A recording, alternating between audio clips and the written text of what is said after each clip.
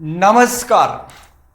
उत्कर्ष के digital platform पर आप सभी का हार्दिक स्वागत एवं हार्दिक अभिनंदन। Good morning all of you. क्या हालचाल आप सभी के। स्ट्रेटेजी और रणनीति सीरीज जो आपके लिए स्टार्ट की गई, यह सीरीज आपके लिए एक बहुत ही महत्वपूर्ण सीरीज होने वाली है। इस सीरीज के अंतर्गत आपको बहुत सारी ऐसी विशेषताओं के साथ में समायोजित किया गया, जिसके अंतर्गत एक लाइव सेशन रखा गया और इस लाइव सेशन के अंतर्गत आपको आरएस फाउंडेशन के बारे में, आरएस की तैयारी के बारे में, किस प्रकार से तैयारी की जाएगी, किस प्रकार से रणनीति होनी चाहिए, आपको क्या करना चाहिए, कैसे करना चाहिए, इन सभी के बारे में आज विशेष बात करेंगे। आपके किसी प्रकार के डाउट हो तो आप उस डाउट के बारे में मेरे से क्वेश्चंस कर सकते हो। आपको आरएस की तैयारी के बारे में किसी भी प्रकार की कोई भी समस्या हो, किसी भी प्रकार में कोई अगर दिक्कत आ रही है कि किस प्रकार से तैयारी करें, तैयारी में समझ में नहीं आ रहा, सिलेबस बहुत ही वास्ट है, सिलेबस में बहुत चेंजेस हो गया, मैटर नहीं मिल रहा, मैटर कहां से मिलेगा, कैसे मिलेगा, इन सभी के बारे में विस्तार से बात करेंगे। तो इस सीरीज में कुछ बिंदु मैं लेता हूं, उस बिंदुओं पर विस्तार से बात करने का प्रयास करेंगे, समझने का प्रयास करेंगे कि आपके फाउंडेशन की तैयारी किस प्रकार से होनी चाहिए, किस प्रकार से आपको रणनीति बनानी चाहिए। तो मैं कुछ टॉपिक लिख लेता हूं, उन टॉपिक पर विस्तार से बात करेंगे।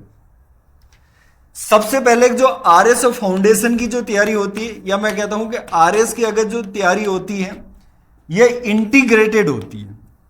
आपको आरएस की जो तैयारी करनी है, यह तैयारी इंटीग्रेटेड फॉर्मेट में होती है, अर्थात आपको प्रीलिम्स का एग्जाम, आपको मेंस का एग्जाम और आपको इंटरव्यू का एग्जाम, प्रीलिम्स, मेंस और इंटरव्यू, इन तीनों के लिए एक इंटीग्रेटेड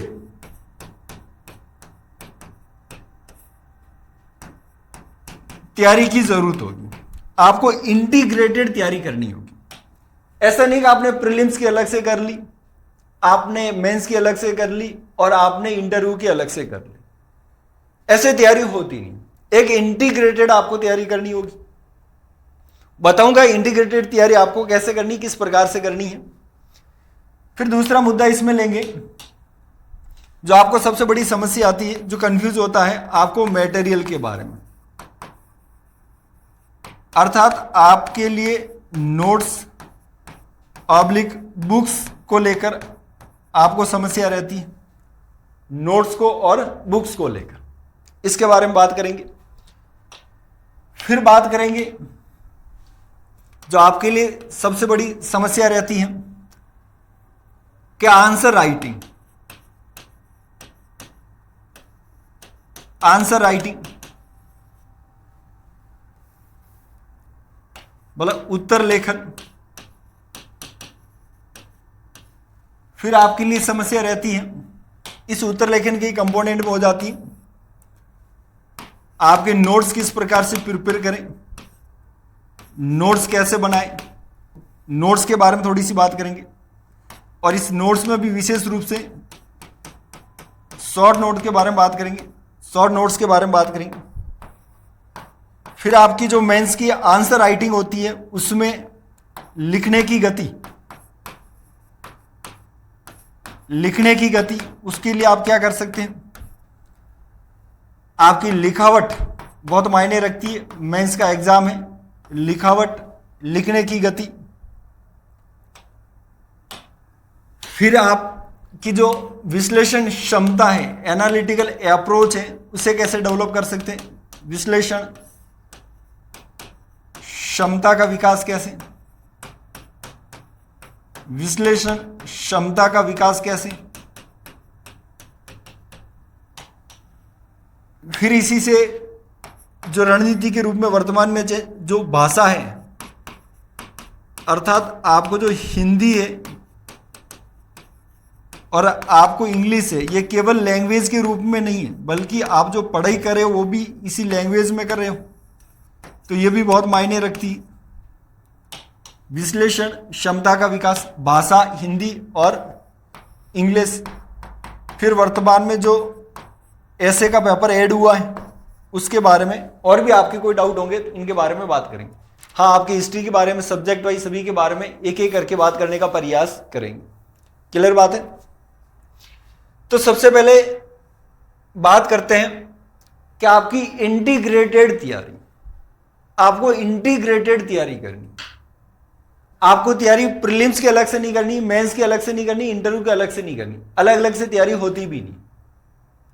आपको इंटीग्रेटेड तैयारी करनी। और जब मैं इंटीग्रेटेड तैयारी का कह रहा हूं तो तैयारी होती कैसे? आपको कोई भी एक टॉपिक प्रिपेयर करना होता है। जैसे मान लेते पहले मनरेगा एक टॉपिक हुआ करता था, मनरेगा। अब इसका नाम चेंज करके विकसित भारत वीबी राम जी कर दिया, वीबी राम जी कर दिया। अब जब आपको इस टॉपिक को प्रिपेयर करना है, टॉपिक तो आपको तैयार करना ही होगा। जब आप ये टॉपिक तैयार करेंगे तो सबसे पहले आपको इसके सारे आयाम देखने पड़ेंगे। सारे आयाम देखने का मतलब कि महानरेगा क्या है, महानरेगा क्यों लाया गया, क्या समस्या थी, महानरेगा की क्या विशेषता है, महानरेगा के क्या पॉजिटिव पक्ष है, सकारात्मक पक्ष, महानरेगा के नकारात्मक पक्ष, और वे फॉरवर्ड अर्थात सुझाव। आपको कोई भी टॉपिक है, उस टॉपिक के जितने आयाम हैं उन्हें सभी आयामों को कवर करना है। मनरेगा क्या है, क्यों लाया गया, क्या विशेषता है, सकारात्मक क्या है, नकारात्मक क्या है, सुझाव क्या है। और अभी जैसे ही चेंज किया गया तो नाम परिवर्तन क्यों, नाम ऑब्लिक संशोधन क्यों,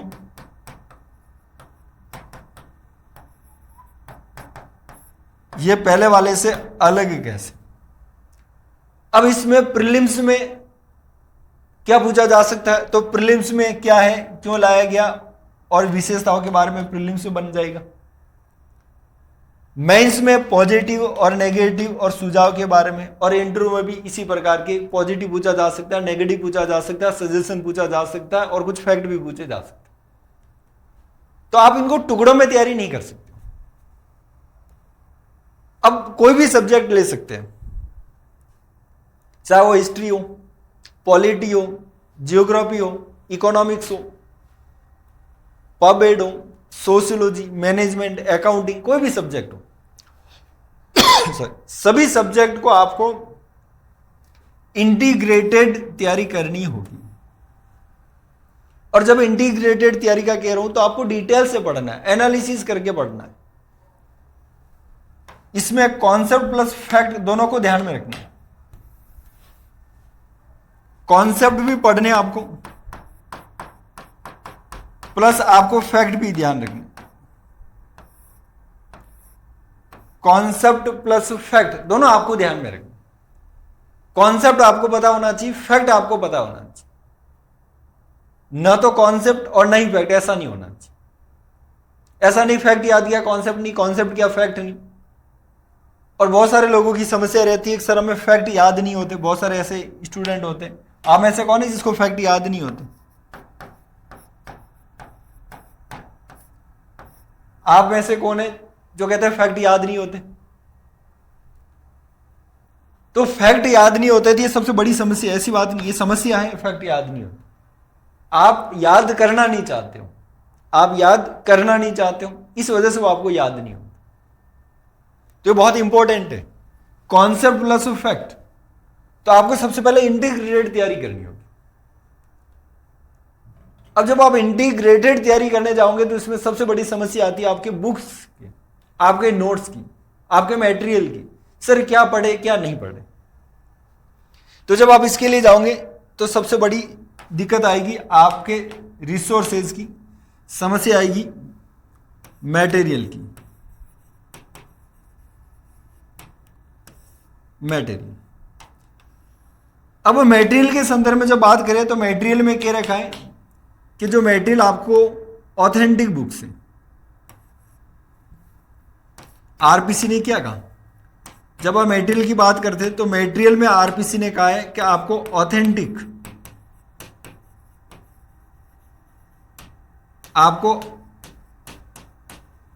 ऑथेंटिक बुक्स पढ़नी होगी।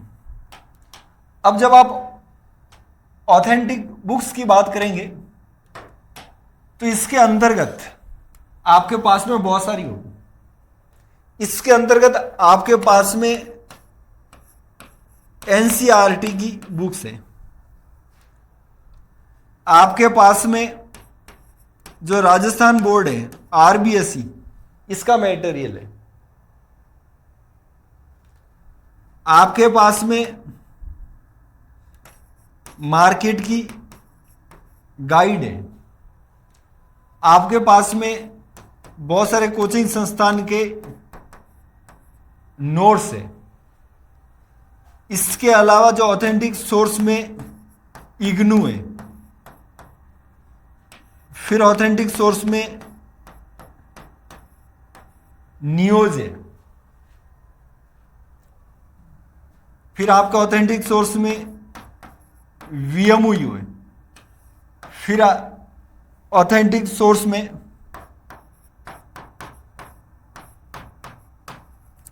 हिंदी ग्रंथ अकादमी की बुक्स हैं, फिर आपका ऑथेंटिक सोर्स में यूनिवर्सिटी की बुक्स हैं,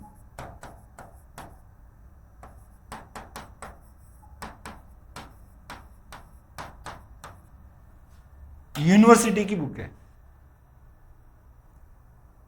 अब आप अनुमान लगाइए कि आरपीसी ने कहा कि ऑथेंटिक किताबें पढ़िए, लेकिन ऑथेंटिक किताबों की लिस्ट बहुत लंबी है, आप इसी में कंफ्यूज हो जाओगे पूरे। ऑथेंटिक किताबों में एनसीईआरटी, आरबीएसई, आपके पास बहुत सारी गाइड, बहुत सारे कोचिंग संस्थानों के नोट्स, इग्नू, नियोज, यूनिवर्सिटी की किताबें, वीएमओयू और हिंदी ग्रंथ अकादमी। और यूनिवर्सिटी भी तो बहुत है। यूनिवर्सिटी में राजस्थान गवर्नमेंट की यूनिवर्सिटी, मान लो प्राइवेट तो चलो छोड़ भी देते हैं, राजस्थान गवर्नमेंट की यूनिवर्सिटी। अब जो राजस्थान गवर्नमेंट की यूनिवर्सिटी है वो भी तो बहुत ज्यादा है, राजस्थान गवर्नमेंट की यूनिवर्सिटी तो बहुत ज्यादा है, और उसमें भी जो किताबें सजेस्ट की जाती, एक यूनिवर्सिटी की 50 किताबें सजेस्ट की जाती।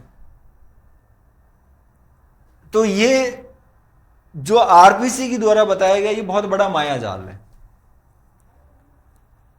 उलझने वाला काम है कि आप इसमें से क्या क्या प्रिपेयर करोगे।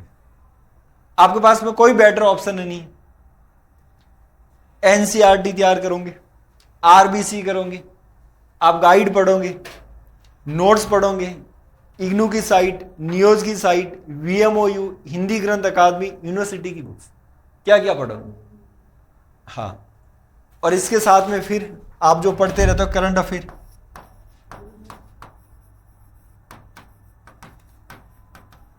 करंट अफेयर में भी बहुत सारे स्टूडेंट कंफ्यूज हैं कि करंट अफेयर में क्या पढ़े, करंट अफेयर में क्या पढ़े।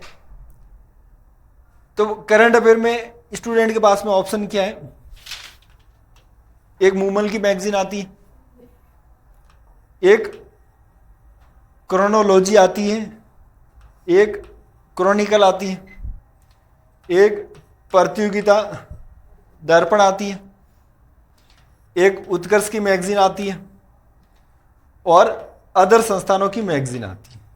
फिर दुनिया भर के यूट्यूब चैनल है, फिर बहुत सारी बहुत सारे न्यूज़पेपर हैं जिसमें दैनिक भास्कर, पत्रिका, हिंदू, इंडियन एक्सप्रेस। तो आप क्या क्या पढ़ोगे।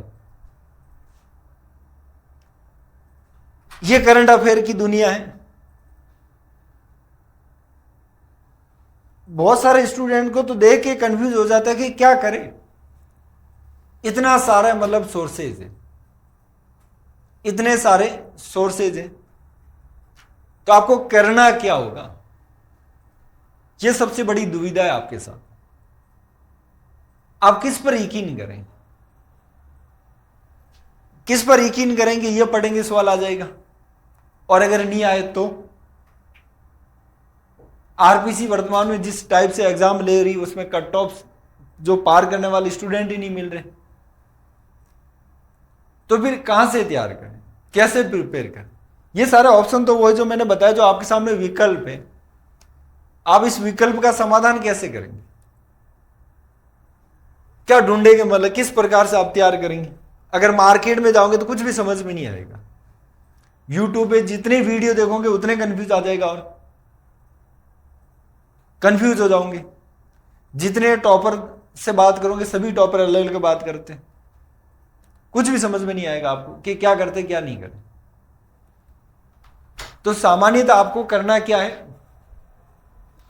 कि पहली बात है कि आपको विश्वास करना होगा। पहली बात है कि आपको विश्वास करना होगा। जब आप विश्वास कर रहे हो तो विश्वास किस पर करें, इसके लिए दो तीन बातों को ध्यान रख सकते हैं। आप जिस पर भी विश्वास करना चाहते हो, तो विश्वास करने से पहले, यहां विश्वास करने का मतलब मैं संस्थान की बात कर रहा हूं या सोर्स की बात कर रहा हूं, तो विश्वास करना होगा सबसे पहले आपको नोट्स पे। सबसे पहले विश्वास करना होगा नोट्स पे। कौन से नोट्स पर विश्वास करें, तो आपको उन्हीं नोट्स पर विश्वास करना है जो नोट्स पहली बात तो डिटेल में हो। पहली बात हो डिटेल में हो। फिर दूसरी बात, उस नोट्स में कम से कम एनसीईआरटी आरबीएसई का समावेश हो, कम से कम, कि जो एनसीईआरटी में लिखा गया है मैटर और जो आरबीएसई का जो मैटर है, कम से कम वो तो हो उन नोट्स में। तो एनसीईआरटी और आरबीसी का मैटर समावेशित होना चाहिए। इसके लिए आपको सामान्य जो भी संस्थान प्रोवाइड करवाती उस संस्थान के आप नोट्स देख सकते हो। तो पहली बात हो कि आपको एक नोट्स लाने हैं। उसके बाद में आपको एनसीईआरटी की किताबें और आरबीसी की किताबें भी होनी चाहिए, नोट्स प्लस किताबें दोनों। क्योंकि कोई भी संस्थान जब नोट्स बनाती है तो नोट्स में इन सभी को समावेश करती है, वो इन सभी का समावेश करती है। नोट्स में इन सभी का समावेश किया जाता तभी तो नोट्स बनेंगे। क्योंकि जो नोट्स बनाने वाला अपने घर से मैटर लेके थोड़ी आ रहा है, वो भी तो कहीं ना कहीं से तो मैटर को ले रहा है। अब उसने जैसे इतिहास में कुछ ऐड किया, जैसे मुगल काल उसने लिखा पूरा, तो मुगल काल कहां से लिखा, कोई ना कोई तो सोर्स था उसके पास। ऐसा थोड़ी जिसके द्वारा नोट्स बनाए उसको मुगल काल याद था, ऐसा तो था नहीं। उसने किसी ने किसी किताब का रेफरेंस लिया है। यूनिवर्सिटी की कोई भी किताब लिखी जाती तो उसमें 50 राइटर का नाम दे रखा था, हमारे द्वारा जो लिखा गया उसका मतलब बेस ये है, रेफरेंस ये है, तो रेफरेंस बुक लिखी होती। तो जो नोट्स है, नोट्स में ये सारे रेफरेंस लिए जाते हैं। या आपकी तैयारी को थोड़ा सा सरल कर देते, तैयारी को थोड़ा सा आसान कर देते, तैयारी को थोड़ा सा सरल कर देते और आसान कर देते। अगर आप नोट्स का सहारा लेते तो आपकी तैयारी को थोड़ा सा सरल कर देते, आसान कर देते, क्योंकि इस नोट्स में इन्हीं का समावेश होता है। तो आपको एक तो नोट्स लाने, नोट्स के साथ में आपको एनसीईआरटी और आरबीसी की किताबें लानी। क्लियर बात है? एनसीईआरटी की और आरबीसी की किताबें लानी, ये आपको करना है। क्लियर बात है? कोई भी सब्जेक्ट है, आप जो भी सब्जेक्ट पढ़ना चाहते हो। अब बात आती है करंट अफेयर की, और इसी नोट्स को ध्यान में रखते हुए हमारी टीम के द्वारा अपडेट नोट्स तैयार किए जा रहे हैं। अपडेट नोट्स तैयार किए जा रहे हैं, आप उसमें डिटेल से देख सकते हो। आपको प्रीव्यू के रूप में कुछ नोट्स रखे गए। फिर मुद्दा आता है करंट अफेयर का। करंट अफेयर वर्तमान में सिविल सर्विसेज के लिए, और विशेष रूप से जब आरएस की बात करें तो आरएस के लिए बहुत महत्वपूर्ण है। आपको करंट अफेयर डेली पढ़ना होगा। करंट अफेयर आपको डेली पढ़ना होगा, और जब मैं करंट अफेयर डेली पढ़ने की बात कर रहा हूं तो केवल फैक्ट नहीं पढ़ने, केवल फैक्ट नहीं पढ़ने कि कौन सी घटना कहां पर हुई, घटना क्यों हुई, पढ़ना क्या है, घटना क्यों हुई। जैसे करंट अफेयर में क्या पढ़ना है, जब मैं बात करूं करंट अफेयर तो करंट अफेयर में पढ़ना क्या है, पहली बात तो डेली पढ़ना है, पहली बात तो डेली पढ़ना है।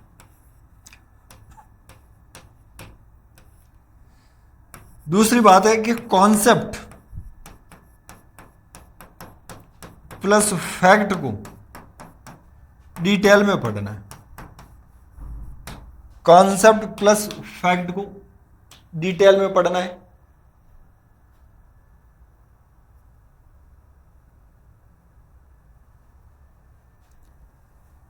कॉन्सेप्ट प्लस फैक्ट को डिटेल में पढ़ना है।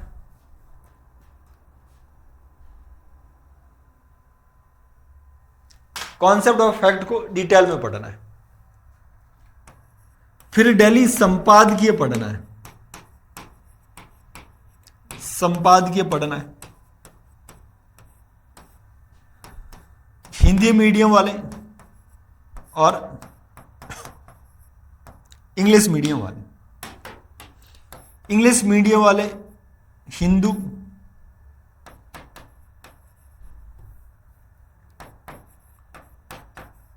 द हिंदू का और इंडियन एक्सप्रेस का। हिंदी वाले दैनिक जागरण, दैनिक जागरण का एक आता है राष्ट्रीय संस्करण,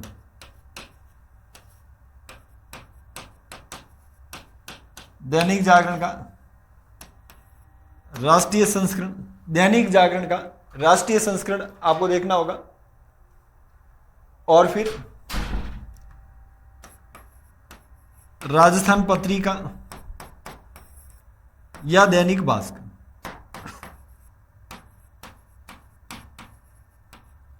इसमें एक और भी आता है जनसत्ता, जनसत्ता। कोई भी एक, सबसे बेस्ट तो ये रहेगा दैनिक जागरण का राष्ट्रीय संस्करण अगर आपको मिल जाए तो ठीक है, या जनसत्ता मिल जाए तो ठीक। अगर नहीं भी मिले तो कोई चिंता नहीं करनी, राजस्थान पत्रिका दैनिक भास्कर कम से कम वही देख लो, राजस्थान पत्रिका और दैनिक भास्कर कम से कम वही देख लेना आपको। तो राजस्थान पत्रिका और दैनिक भास्कर कम से कम वही आप देख सकते हो। तो संपादकीय पढ़ना हिंदी वाले और इंग्लिश मीडियम वाले दोनों को डेली पढ़ना है, और कॉन्सेप्ट प्लस फैक्ट को डिटेल से पढ़ना है। फिर इसमें अगर आप चाहो तो जो बाद में मंथली मैगजीन आती है, मासिक पत्रिका,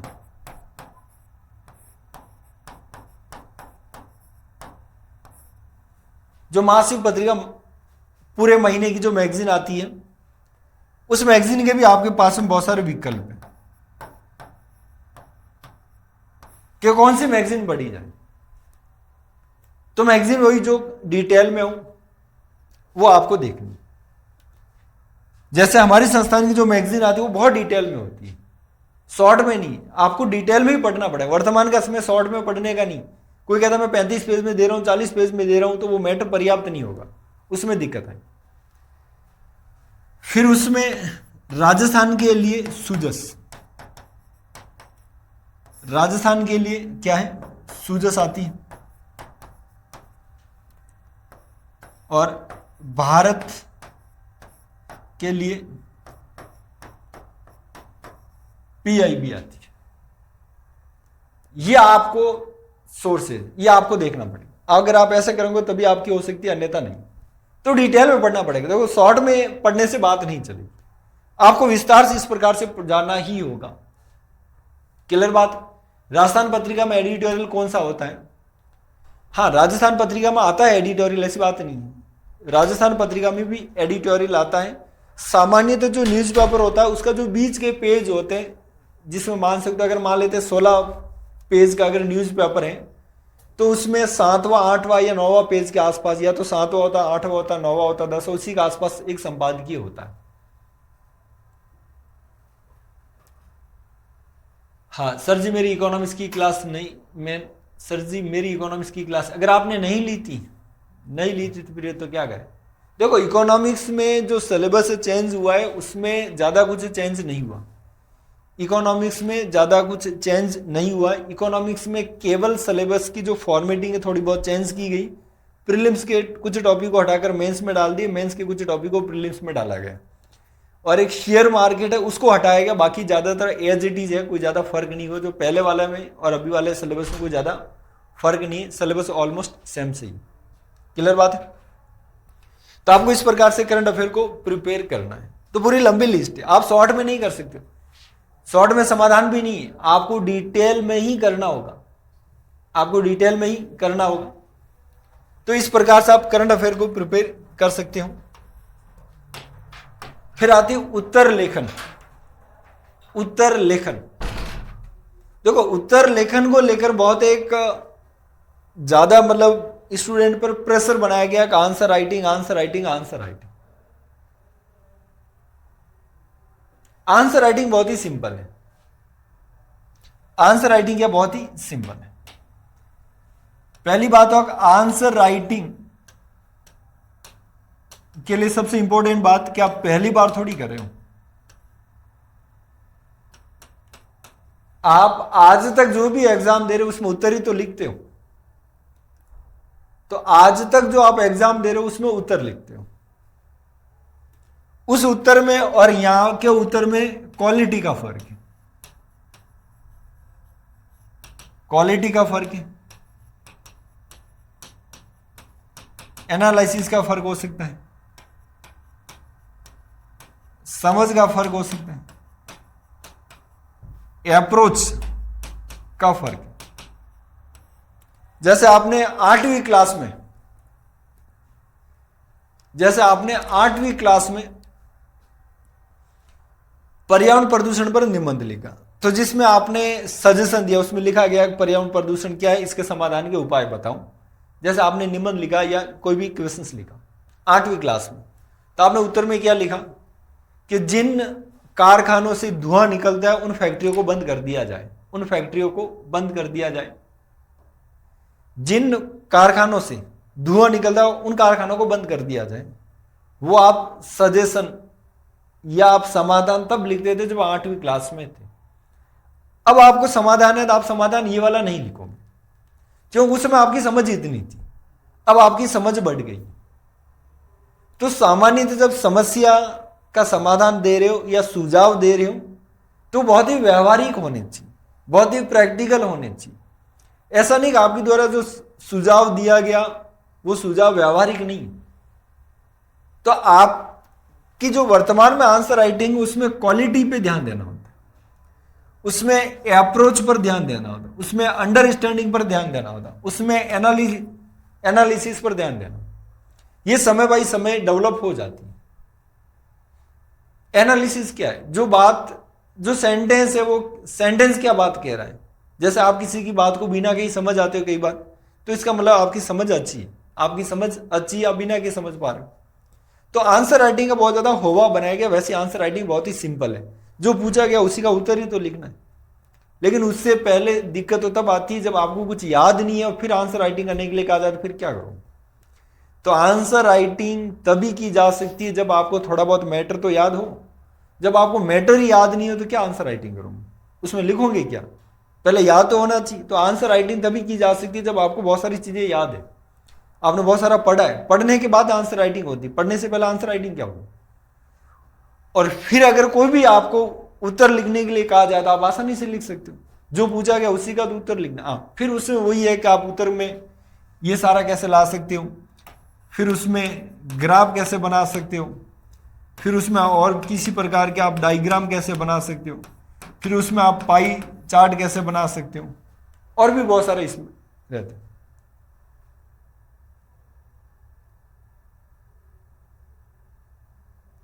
सर अगर अभी न्यू चैप्टर कवर ना हो तो प्री में प्रॉब्लम होगी। न्यू चैप्टर देखो आपको कवर तो करना ही पड़ेगा। भाई न्यू चैप्टर में हुआ क्या, कुछ भी ऐड नहीं। जैसे इकोनॉमिक्स में देखा तो क्या ऐड हुआ, इकोनॉमिक्स कुछ भी ऐड नहीं हो। जो एक दो टॉपिक जो ऐड हुए वो जियोग्राफी के टॉपिक थे, वो उसमें ऐड कर देगी। जैसे उद्योग ऐड किया तो जियोग्राफी में पढ़ते थे, वैसे उद्योग इंडस्ट्री में पहले भी पढ़ते, मेंस में पहले भी पढ़ते थे। हाँ, तो ज्यादा इकोनॉमिक्स में ऐड नहीं हो, किसी भी सब्जेक्ट में एक दो टॉपिक ऐड हुए, ज्यादा कुछ ऐड हुआ नहीं। तो पढ़ना तो पड़ेगा आपको, बिल्कुल पढ़ना पड़ेगा। अभी जो आपका पास में पुराना सिलेबस, जो पुराना सिलेबस का मतलब जो पहले वाला आपने पढ़ रखा, पहले तो उस पर फोकस कीजिए, फिर नया वाला भी पढ़ लें। नया वाला के पीछे इतने भी मतलब भाग दौड़ मत करना है, नया वाला जो भी मार्केट में मैटर आने दीजिए। हमारी भी टीम तैयार करी तो मैटर आपके पास में आ जाएगा, तब आराम से देख लेना। थोड़ा बहुत चेंज हुआ, कोई ज्यादा है नहीं। प्रीलिम्स में क्या देगा, प्रीलिम्स में हिस्ट्री में ज्यादा कुछ चेंज है नहीं, थोड़ा बहुत चेंज है। इकोनॉमिक्स में ज्यादा कुछ चेंज हुआ नहीं, पॉलिटी में ज्यादा कुछ हुआ नहीं, जियोग्राफी में न के बराबर चेंज हुआ, साइंस टेक्नोलॉजी में भी ज्यादा कुछ चेंज हुआ नहीं, मैथ रीजनिंग में ज्यादा कुछ चेंज हुआ नहीं, करंट में ज्यादा कुछ चेंज हुआ नहीं। तो यही तो पोर्शन है। तो प्रीलिम्स में तो ज्यादा कुछ चेंज हुआ ही नहीं, थोड़ा बहुत माइनर सा। उसके पीछे इतना चिंता मत करना, वो तो वैसे ही कवर हो जाएगा। क्लियर बात है। तो इस प्रकार से आपको उत्तर लेगा, ये प्रक्रिया से आएगा, प्रोसेस से आएगा, ये अभ्यास से आएगा, इतने आसानी से नहीं आएगा। तो प्रोसेस से, अभ्यास से, प्रक्रिया से आएगा, इतनी आसानी से नहीं आएगा। तो आप प्रोसेस से गुजरोगे, प्रक्रिया से गुजरोगे, एनालिसिस से गुजरोगे, तब जाके ये आएगा, इतनी आसानी से नहीं आएगा। फिर है शॉर्ट नोट्स बनाना, फिर है शॉर्ट नोट्स बनाना। ये डिपेंड करता है आपके समय पर, ये डिपेंड करता है आपके समय पर कि आपके पास में समय कितना है, कि आपके पास में समय कितना है। उस समय को ध्यान में रखते हुए आप इसके बारे में बात कर सकते हैं कि किस प्रकार से करनी होगी आपको। तो समय को आपको ध्यान में रखना पड़ेगा। किसको ध्यान में रखना है, आपको समय को ध्यान में रखना है। समय को ध्यान में रखते हुए आप थोड़े से अपने नोट्स भी प्रिपेयर कर सकते हो कि आपको किस प्रकार से करना है। अगर आप इस बार का एग्जाम दे रहे हो 2024 में, तो अभी आपके पास में समय नहीं, 2024 का एग्जाम दे रहे हो और अभी प्रीलिम्स पे आपका फोकस है, प्रीलिम्स पे आपका फोकस है, तो अभी आपके पास समय नहीं। अब उसके बारे में ज्यादा बात नहीं कर सकते। प्रीलिम्स के लिए अभी ज्यादा समय नहीं, एग्जाम मई में प्रस्तावित है, तो आपके पास बहुत ही कम समय। तो कम समय के लिए आप अगर नोट्स बनाने जाओगे तो फिर आपका दिक्कत आ जाएगी। अगर कोई फाउंडेशन वाले स्टूडेंट है, अगर फाउंडेशन वाला स्टूडेंट है तो बिल्कुल उसको बुलेट फॉर्म में बिंदुवार, उसको बुलेट फॉर्म में बिंदुवार नोट्स बनाने चाहिए, उसको बुलेट फॉर्म में बिंदुवार नोट्स बनाने चाहिए। और अगर बिंदुवार नोट्स बनाया जाएगा तो एग्जाम के पॉइंट ऑफ व्यू से वो बेनिफिट रहने वाला है। क्लियर बात है। सॉरी।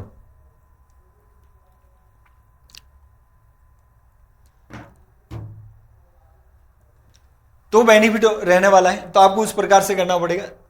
फिर है लिखने की गति। देखो ये मेंस में अभी तो नहीं आएगी, अभी तो आपको महसूस भी नहीं होगा, लेकिन जब आप तैयारी करें तो कंटिन्यू फिर आपको बाद में महसूस होगा कि आपकी लिखने की जो गति है, वो लिखने की गति भी आपको तेज करनी होगी। आपको लिखने की जो गति है, अर्थात आपकी लिखने की जो स्पीड है, उसको भी तेज करनी होगी। तो सबसे पहले तो आपको पता करना होगा कि मेरी लिखने की स्पीड कैसी है। लिखने की स्पीड कैसी है यह आपको पता करना होगा। आपकी स्पीड तो आप ही पता कर सकते हो। पता करने का तरीका मैं बता देता हूं, पता कैसे करना है आपको। सबसे पहले जो आरएस का जो एग्जाम होता है, मेंस का, आरएस का जो मेंस का एग्जाम होता है, उस मेंस के एग्जाम में हाईएस्ट लगभग मान के चलो कि आपको 2000 से, या अगर मैं कहूं आपको 2200 से 2800 वर्ड्स लिखने, और 2200 से 2800 वर्ड्स आपको 180 मिनट में लिखने। तो आप भाग दे देना, 2200 से 2800 में भाग दे देना 180 का। 2200 से 2800 क्यों कह रहा हूं, इसकी वजह यह है कि कुछ स्टूडेंट ऐसे होते हैं जिनकी जो लिखावट होती है उसमें जो अक्षरों का आकार होता है वो बहुत ही छोटा होता है। किसी के मीडियम साइज होती है और किसी के थोड़े से बड़े होते हैं। जिनके अक्षरों का आकार बड़ा है वो सामान्यतः कम शब्द लिख पाएंगे, और जिनके अक्षरों का आकार बहुत ही छोटा है वो ज्यादा लिख पाते। इस वजह से एक रेंज बताई मैंने 2200 से लेकर 2800। फिर आप देख लेना कि आप 1 मिनट में कितने लिखेंगे। तो आपको ऐसा नहीं करना कि 1 मिनट ही लिखना और फिर गिनना, ऐसा नहीं करना। आपको 2-3 पेज लिखने हैं और 2-3 पेज लिखने के बाद में एक एक शब्द को काउंट करना। और जब मैं एक एक शब्द काउंट करने का कह रहा हूं तो सभी काउंट होते हैं, जैसे इस बोर्ड पे कितना लिखा गया सारा काउंट होते हैं, 1 2 3 4 5 6 7 8 9 10। इस प्रकार से आपके द्वारा जो भी लिखा गया वो सारा काउंट होगा, वो सारा क्या होगा, काउंट होगा। अगर आपकी लिखने की गति 180 मिनट के अंदर आप अगर कम से कम 2500 शब्द नहीं लिख पा रहे हो तो समस्या है। अगर 3 घंटे में 3 घंटे में अगर 2500 शब्द नहीं लिख पा रहे तो आपकी स्पीड धीमी है, आपको बढ़ानी पड़ेगी। फिर आपको अभ्यास के माध्यम से बढ़ानी पड़ेगी। तो सबसे पहले तो आपको पता करना है कि आपकी स्पीड कैसी है। अगर स्पीड स्लो है तो आपको तेज करनी पड़ेगी। तो सबसे पहले तो पता करना। अब दूसरी बात है ये तेज होगी कैसे। तो तेज होने में 2 प्रोसेस है। एक तो आपकी सोचने और समझने की गति। जैसा आपके घर वाले के द्वारा आपको कोई भी करने के लिए कहा गया तो आपको रेस्पॉन्स एक तो तुरंत करते हो, एक बहुत ही धीमी गति से करते हो। तो आपको आपकी जो समझ और आपकी दिमाग की गति को भी तेज करना होगा। जैसे आप जब थक नहीं रखे हो, फ्रेश होते हैं तो आप तुरंत रिप्लाई करते हो, अलर्ट होकर रिप्लाई करते हो। और जब आप बहुत ज्यादा थके हुए होते हैं तो आपकी दिमाग की प्रोसेस करने की जो स्पीड है वो धीमी हो जाती है। तो जब आप फ्रेश होते हो, जो आपकी स्पीड होती है उसी हिसाब से उसी टाइप से आपको अपनी स्पीड करनी पड़ेगी, सोचने और समझने की क्षमता। अब हर बार अलर्ट मोड में रहना पड़ेगा। जैसा अगर आपने देखा होगा एक लॉयन होता है या टाइगर होता है, शेर होता है या बाघ होता है, वो हमेशा अलर्ट रहता है। और दूसरी तरफ एक भालू होता है, वो हमेशा आलस में रहता है, उसकी प्रोसेस धीमी होती है। और लॉयन और टाइगर की प्रोसेस क्या होती है, तेज होती है। तो आपको दिमाग की प्रोसेस को भी तेज करना पड़ेगा। अगर दिमाग की प्रोसेस को अगर आपने तेज नहीं किया तो भी राइटिंग स्पीड नहीं बढ़ेगी, तो भी राइटिंग स्पीड आपकी नहीं बढ़ेगी।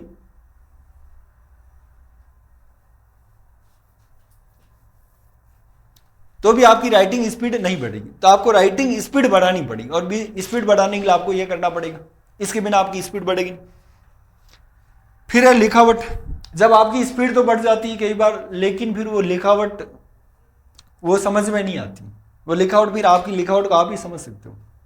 तो लिखावट भी ठीक ठाक होनी चाहिए, ऐसी लिखावट जिसे आसानी से समझा जा सकता, आसानी से पढ़ा जा सकता। तो आपकी लिखावट ठीक ठाक होनी चाहिए, आसानी से समझा जा सके, आसानी से पढ़ा जा सके। क्लियर बात।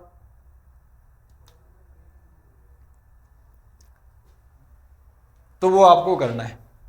तो आपको लिखने की गति और आपकी लिखावट। सर जी RS फ्री में राजस्थान इंडिया की इकोनॉमिक बुक उत्कर्ष में उपलब्ध है क्या। देखो अभी जो राजस्थान की इकोनॉमी और इंडिया की इकोनॉमी की जो बुक्स है वो अपडेट होगी, क्योंकि 2025 से 26 का सर्वे आ गया, उसका मैटर आ गया, इस वजह से वो अपडेट होगी। अभी भी उपलब्ध है लेकिन आपको वो अपडेट करके उपलब्ध करवाई जाएगी, क्यों उसमें आंकड़े परिवर्तित हो गए। अभी जो सर्वे आ रखा, वो जो बजट आ रहा है उसमें अलग अलग प्रकार से आपको डाटा चेंज हुआ है, उसको अपडेट करना होगा। तो आपको फिर लिखावट, तो लिखने की गति और लिखावट इस दोनों में सामंजस्य होना चाहिए। आप लिखने की गति को जब तेज करते तो आपकी लिखावट में ज्यादा परिवर्तन नहीं आना चाहिए, ज्यादा बिगड़नी नहीं चाहिए। तो लिखावट कम से कम ऐसी होनी चाहिए जिसको आसानी से पढ़ा जा सके, आसानी से पढ़ा जा सके। बस इतना सा ध्यान रखना कि आसानी से पढ़ा जा सके, पढ़ने में दिक्कत नहीं होनी चाहिए, पढ़ने में दिक्कत ना हो। जो लिखा गया उसको आसानी से पढ़ा जा सकता, पढ़ने में दिक्कत नहीं होनी चाहिए। क्योंकि अगर पढ़ने में दिक्कत होगी तो फिर कोई सामने वाला पढ़ेगा नहीं सही से, फिर वो अर्थ का अनर्थ निकालेगा। तो लिखावट में केवल इतना सा ध्यान रखना है कि आसानी से पढ़ा जा सके, पढ़ने में दिक्कत नहीं होनी चाहिए। ऐसा नहीं कि आपके मोती के समान अगर आपकी लिखावट, ऐसा नहीं होना चाहिए, केवल सिंपल होनी चाहिए। और जिसकी सिंपल नहीं है, जिसको पढ़ने में, जिसकी राइटिंग, जिसकी लिखावट को पढ़ने में दिक्कत आ रही है, वो अपनी लिखावट को ठीक कर। लिखावट को ठीक करने के लिए 1-2 उपाय कर लेना। लिखावट को ठीक करने के लिए ऊपर की सीरो रेखा एकदम सीधी आनी चाहिए और नीचे वाली सीरो रेखा भी सीधी आनी चाहिए। अगर आपकी ये दोनों आ गई, तो आप आसानी से कर सकते हो। तो आपको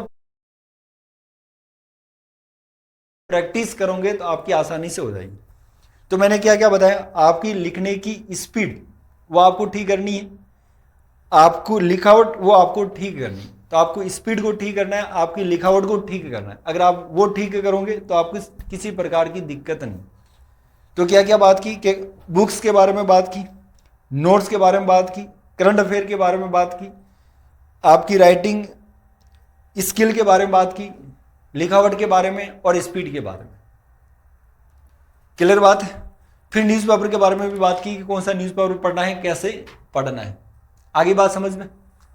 फिर इसमें और बात करते हैं कि आपकी जो तैयारी है उस तैयारी में समय का भी थोड़ा सा आपको ध्यान रखना। क्या करना, आपको समय का ध्यान रखना। कुछ स्टूडेंट बहुत जल्दबाजी करते हैं, कुछ स्टूडेंट क्या करते हैं, बहुत ही जल्दबाजी करते हैं। तो कुछ स्टूडेंट क्या करते हैं, जल्दबाजी करते हैं। तो आपको जल्दबाजी नहीं करनी। आरएस की तैयारी में थोड़ा सा समय लगता है। आरएस की तैयारी में क्या होता है, थोड़ा सा समय लगता है। आपको समय लगेगा आरएस की तैयारी में। जब आपको आरएस की तैयारी में समय लगेगा तो आपको थोड़ा सा धैर्य बनाए रखना है। रिजल्ट तुरंत नहीं मिलते आरएस के एग्जाम में। लगातार पढ़ना है, आपको लगातार पढ़ना है। और इसमें दिक्कत आती है, फिर आप लगातार पढ़ कैसे पाओगे। तो आपका एक दो दोस्त होने चाहिए, एक या दो दोस्त होने चाहिए जो सेम आपके जैसे हो, जिनका सेम टारगेट आप जैसा हो और वो आपके समान पढ़ता हो, ताकि आपकी निरंतरता बनी रहे। क्योंकि सामान्यतः आरएस की तैयारी में 1 से लेकर जो 3 साल का आपको समय पीरियड लगता है, अब 1 से 3 साल तक जोश बनाए रखना, उसमें थोड़ी सी दिक्कत आती है। हम आपको समय समय पर आपकी सहायता करते रहते हैं, आपको बताते भी रहते हैं। जिस प्रकार से जो सीरीज स्टार्ट की गई, जिसमें आरएस 2024 फ्री नोट्स। अब फ्री नोट्स का इनिशिएटिव इस वजह से लिया गया कि जो सामान्यतः अभी जो आरपीसी के द्वारा पैटर्न को चेंज किया गया, पैटर्न में जो परिवर्तन किया गया, अब उसमें स्टूडेंट को बहुत सारी समस्या आ रही है कि सर कहाँ से पढ़े, क्या पढ़े, कैसे पढ़ा जाएगा। तो बहुत बड़ी दिक्कत है। इसी को ध्यान में रखते हुए हमारे द्वारा ये कहा गया। फिर जिसमें आरएस फाउंडेशन के सब्जेक्ट वाइज आपको नोट्स उपलब्ध करवाए जाएंगे। एग्जाम में नोट्स की बहुत महत्वपूर्ण भूमिका है। जैसे कि मैंने कहा, आपके पास में बहुत सारे सोर्सेज, जैसे आपको मैंने ये लंबी लिस्ट बताई थी कि आप इसमें से क्या क्या कवर करेंगे। कुछ समझ में नहीं आ रहा है। NCERT, RBSE, guide, notes, IGNOU, नियोज, वीएमओयू, हिंदी ग्रंथ अकादमी, यूनिवर्सिटी के नोट्स, क्या क्या कवर करोगे। तो कुछ समझ में नहीं आ रहा है। तो हमारे द्वारा जो नोट्स उपलब्ध करवाए गए उन सभी को समराइज किया गया, उन सभी को साथ में ऐड कर दिया गया, ताकि आपके एग्जाम के पॉइंट ऑफ व्यू से वो नोट्स बहुत ही महत्वपूर्ण साबित हो, आपको ज्यादा भटकना नहीं पड़े। तो आपको सब्जेक्ट वाइज नोट्स उपलब्ध करवाए। फिर दूसरा इसमें उपलब्ध है कि आपकी जो मैगजीन है, करंट अफेयर की मैगजीन, जिसमें एक तो मासिक मैगजीन आती है और एक आती है वार्षिकांक।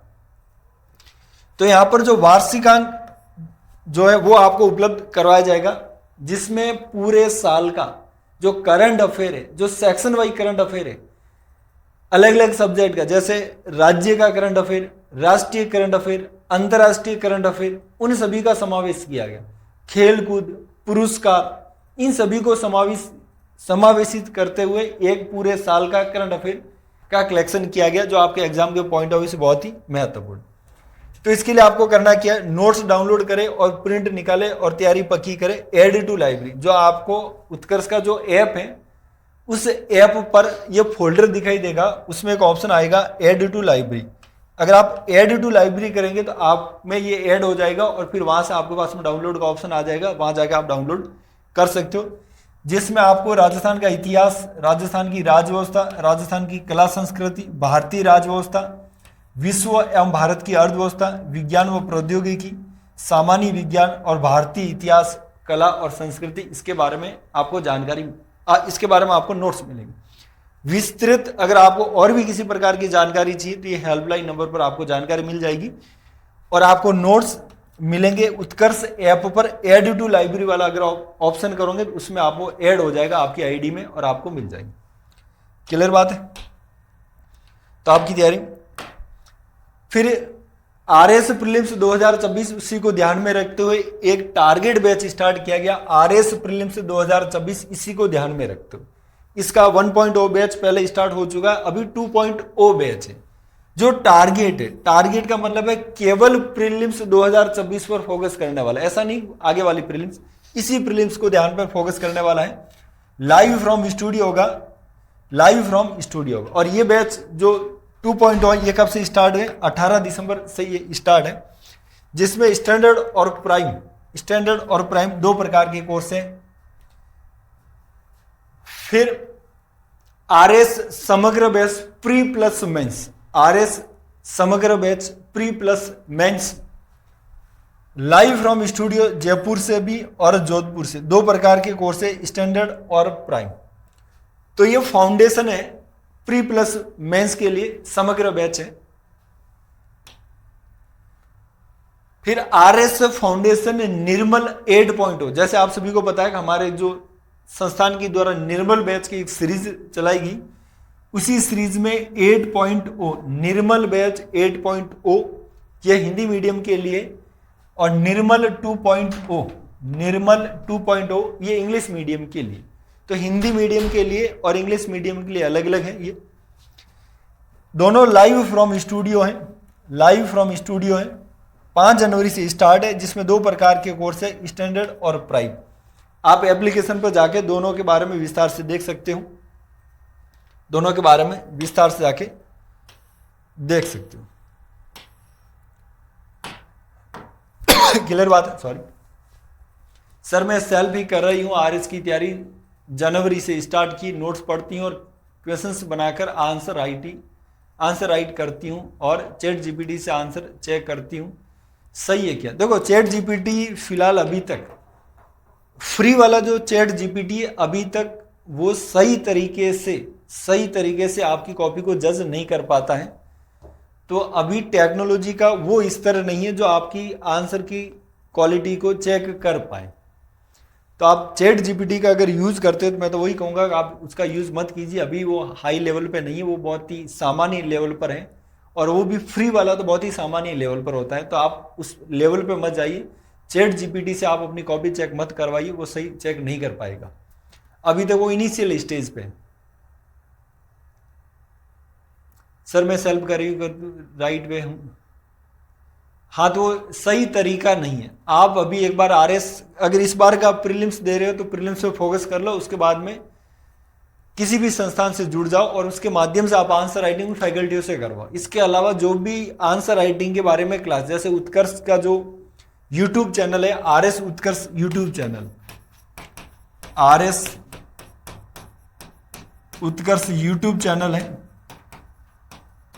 आरएस उत्कर्ष का यूट्यूब चैनल है, उस पर आंसर राइटिंग कैसे की जाती है इसके बारे में विस्तार से कुछ क्लासें दे रखी है। तो वहां से अगर आप देख सकते हो तो वहां से आपको हेल्प मिल जाएगी। फिर इसके अलावा जब भी कोई लाइव सेशन आता है, जैसा कि कल 18 फरवरी है, तो कल जो 18 फरवरी 2024, तो कल 18 फरवरी 2024 को आरएस उत्कर्ष यूट्यूब चैनल पर एक लाइव सीरीज स्टार्ट कर रहा हूं, और ये लाइव सीरीज राजस्थान इकोनॉमी सर्वे और राजस्थान का जो बजट है उसके बारे में होने वाली। राजस्थान इकोनॉमी सर्वे और राजस्थान के बजट के बारे में होने वाली है। राजस्थान इकोनॉमी सर्वे और राजस्थान के बजट के बारे में होने वाली है, जो आपको विस्तार से वहां पर देखने को मिलेगी। तो आप अगर राजस्थान के इकोनॉमी सर्वे और राजस्थान का बजट, जो आरएस के एग्जाम में बहुत महत्वपूर्ण भूमिका निभाते हैं, अगर आपको ये जो सर्वे और बजट डिटेल से पढ़ना है तो इस लाइव क्लास के माध्यम से करने का प्रयास करेंगे। और ये लाइव क्लास 7 PM होगी, शाम को 7 बजे होगी, ताकि आप पूरे दिन पढ़ते पढ़ते थक जाओ, तब ये क्लास होगी। क्लियर बात है? सर पॉपेट और जियोग्राफी के लिए भी नोट्स पढ़े या कुछ? देखो, एक तो आपको नोट्स पढ़ने, नोट्स के अलावा आप एनसीईआरटी और आरबीएसई दोनों पढ़े। नोट्स पहली प्रायोरिटी पे, क्योंकि नोट्स में सामान्य उन्हीं सभी का समावेश किया गया। क्लियर बात है? तो इसी के साथ में मिलते हैं किसी और नेक्स्ट सेशन में। कल यूट्यूब पर विस्तार से सर्वे की जो सीरीज है उसको स्टार्ट करेंगे और कल मिलेंगे वहां पे। तो बहुत बहुत धन्यवाद, थैंक यू सो मच।